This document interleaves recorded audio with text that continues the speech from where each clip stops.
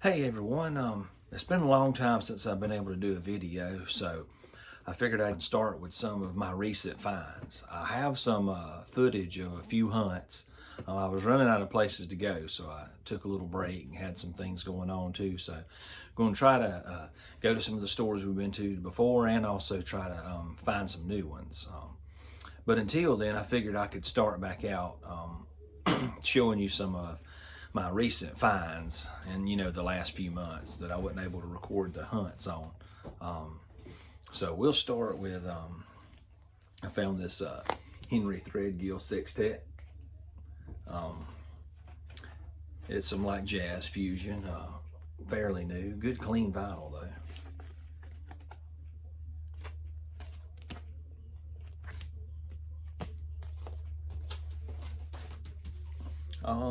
And we have Herb Alpert's Tijuana Brass. This is a very popular album. I think I had one very rough copy, or wasn't sure if I had it or not. And this one looked fairly good, except for the decal of ownership that people like to put on them back then. Except for that, it was fairly clean. Actually, real clean. So I went ahead and got it to add it to my collection.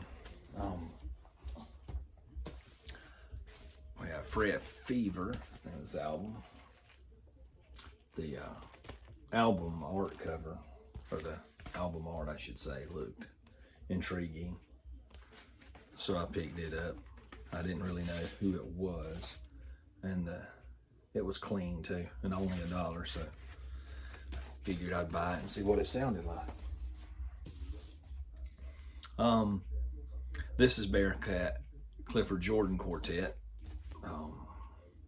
It's on that jazz land.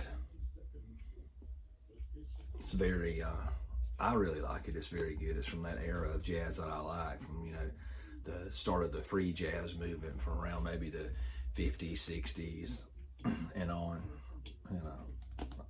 I was really pleased with this album, and it's in average condition, but you can read it. I'm not as picky a collector if I can get a good deal, but it needs to look like it's playable, even if there's some minor scuffs. And I like to be able to read everything. And this one, you could virtually read it all. So I was on the fence because of a couple spots, but the vinyl looked real good. See it virtually look new if you can see it in any of the camera angle. So I went ahead and picked it up. Let's see. We got Herbert Law's Afro Classic. I like Herbert Law's because I like the CTI label. Their sleeves were always extremely nice. So if I see that, I take a chance, even if I don't know the artist. In this case, I did. He does, plays the flute, and it's kind of he does his take on kind of jazz and classical jazz mix. And it's very intriguing and different. That's a gatefold.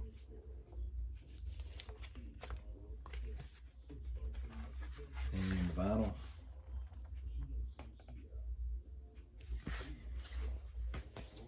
Let's see what else we got. I found this is B.B. King live at Cook County Jail.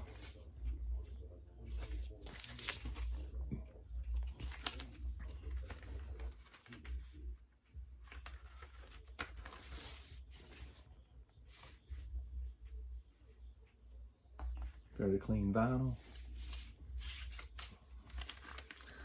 Didn't have a sleeve, an inner sleeve, so I added one, but I need to buy some more. That doesn't quite fit, it sticks out a little, but it'll do for now.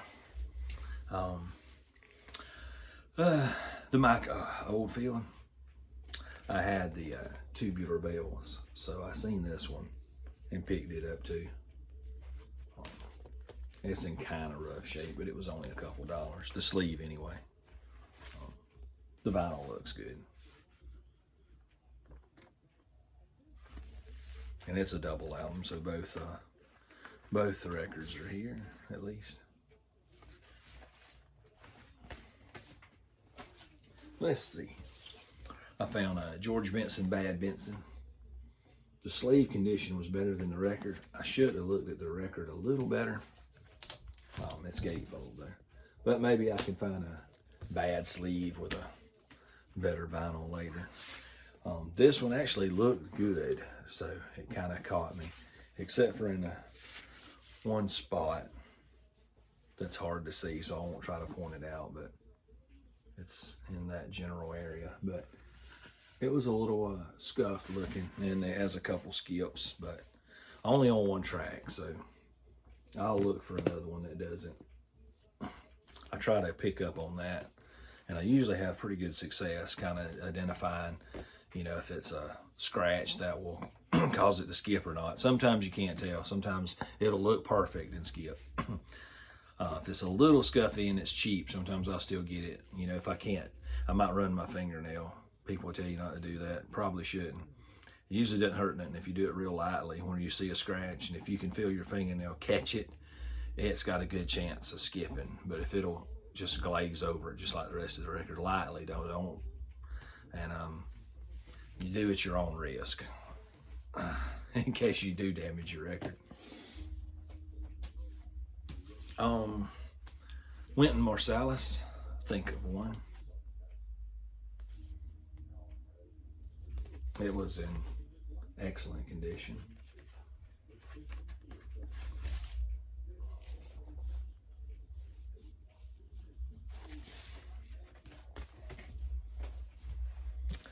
Let's see, this one I liked a lot. The sleeve had a lot of damage, especially for a CTI sleeve, because they're tough. But at the same time, the record looked in good condition. But it's Freddie Hubbard. I like it because it also has Herbie Hancock and Ron Carter. So a lot of great jazz musicians from that era, especially it's on the CTI label. But like I said, there's a lot of appealing of that coating that usually doesn't happen, as you can see. But it was only about $3 or $4. See, the whole stack averaged out to about $3 or so a piece, and there was about 20 of them. Maybe, no, it's about, it doesn't matter. There's about 15 in that haul, I think. So yeah, despite that little bit of damage, some people wouldn't like that. It's not always easy to find jazz though, and the record was immaculate and didn't skip at all. So if I find a better sleeve, even if it's a bad record for a couple bucks, I pick it up, and you know, you ain't got but about $4 or $5 in the whole album, then even if you do buy 2 copies. So, you know. Another Herbert Laws on CTI. This one doesn't have the greatest sleeve either, but it's not bad because it's CTI. It can get a lot of damage even in that plastic film trying to pull up and not really damage the graphics. I mean, they're excellent. Their sleeves always were. And, but it's gatefold, so you have that inside too, and the vinyl. Looks great in it too. So you got there and there. Great looking vinyl. Let's see what else we got. That Fleetwood Mac. It was in real good shape. Worst thing was this little bit of writing with a price from somewhere. Not what I paid. I paid more like maybe $5. But it was nearly perfect condition, but that little bit of writing with the price on the very front. Didn't really have rumors yet. Don't know why. I just never ran across it. Didn't want to put the big money in for a re-release of it or modern copy. And like I thought, I'd eventually run into it somewhere, and I did. So went ahead and picked it up. This is a Quicksilver Messenger Service. I really like it. I'd heard of them, but didn't remember what songs they sung until I put the album on. Vinyl looked good in it too.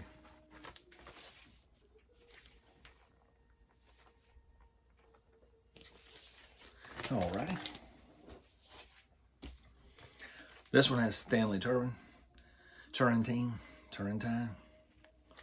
Somebody can correct me. Put some phonetic spelling for me in the comments. I should have Googled it first. This also has Ron Carter, George Benson, and Freddie Hubbard. And this is the Sugar album. It was in basically immaculate condition, except for inside. I guess I can take it out of the plastic. There was some writing. Somebody had wrote in the gatefold a little bit. But despite that, it went pretty good. It looked in real good condition. So, let's see if I can get this back in the plastic. Next, I found this Milt Jackson sunflower. It's on CTI too. This hype sticker was on it and had partial, factory plastic on it, so I went and peeled that off. But I like to save the hype sometimes and put in the new liner. Even if it's not, this was more about the record store than it was the album, but it's kind of nostalgic. I like the nostalgia of it, so I left it. It's a good album as well. Found Paco. He's a great flamenco guitarist. So I think I picked it up at like at a Second Charles. I think it still has the $2 sticker on it. But it was in real good condition.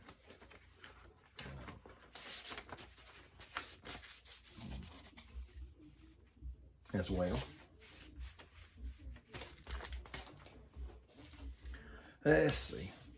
And another, probably the last one, I think there was about 3, Herbert Law's. This is the Wildflower album. It's on Atlantic, not with CTI, but it actually has a coating on the front, which protected it well through the years, and the writing's legible on the back. My biggest criteria. Of course, better condition is always nice, but that's usually my minimum requirements.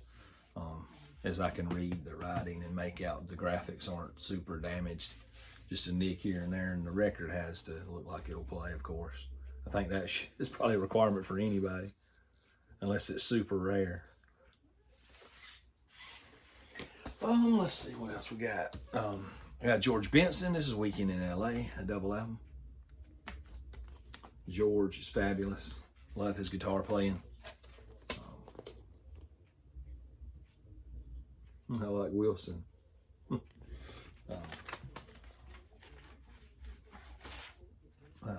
Records look great too. Find another one. Yeah, here we go.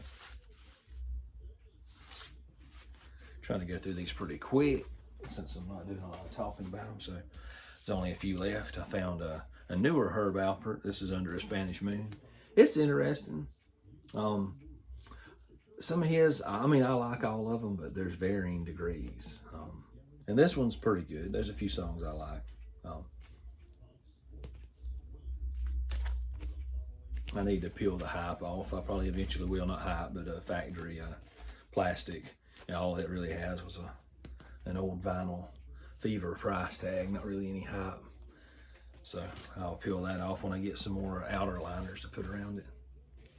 Vinyl looked fairly decent. There's a little scuff spot I didn't notice I should have over here. And so it's got a little noise, every time it passes the first track or two. But it doesn't skip, so yeah. Got lucky in that respect.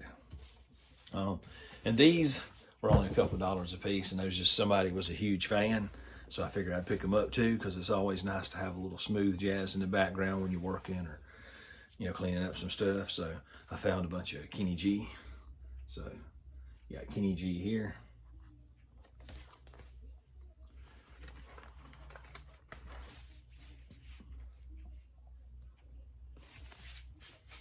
And another Kenny G. This is Kenny G and G-Force Gravity.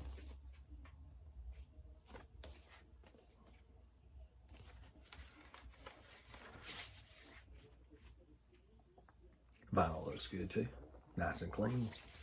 Plays without any noise. These are all from the 80s. Got another Kenny G. I think Silhouette's a little.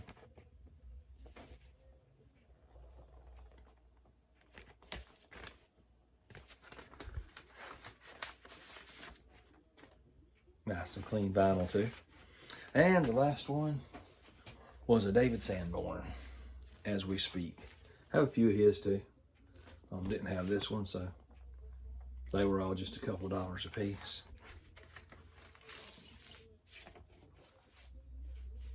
I got the Herb Alpert, the David Sanborn, and the 3 Kenny G's together, I think at the store in Chipley I've showed you a few times.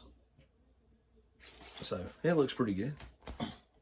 And that's all. That kind of catches you up over at least the last 6 months or so of hauls, even though, you know, I didn't have footage in that, had a lot of stuff going on.